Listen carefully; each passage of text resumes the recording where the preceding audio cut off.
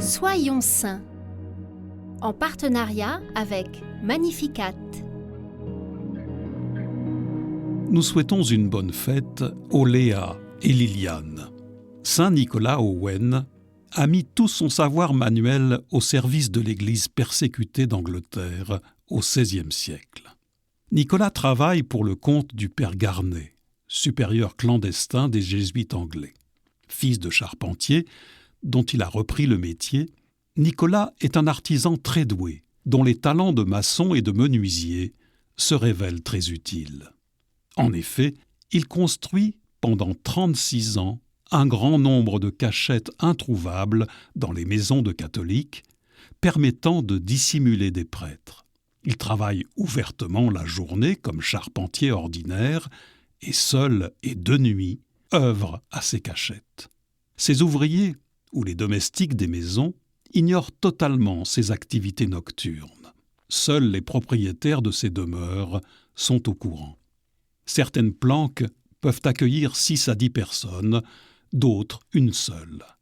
Ces dernières servent de leurre pour conduire les chasseurs de prêtres sur de fausses pistes.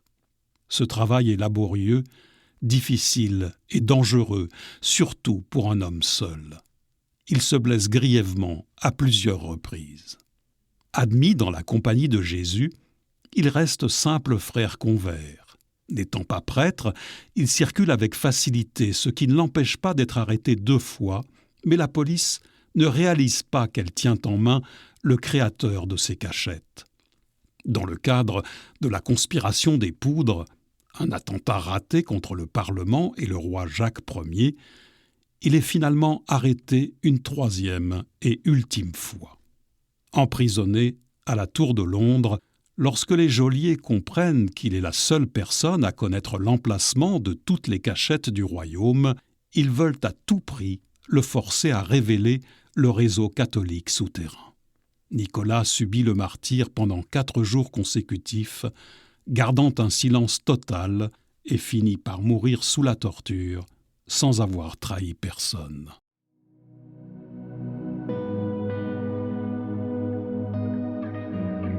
Jésus exhorta ses disciples à être prudents comme les serpents et candides comme les colombes. Et Nicolas déploya toute son ingéniosité pour protéger ses frères prêtres de la persécution.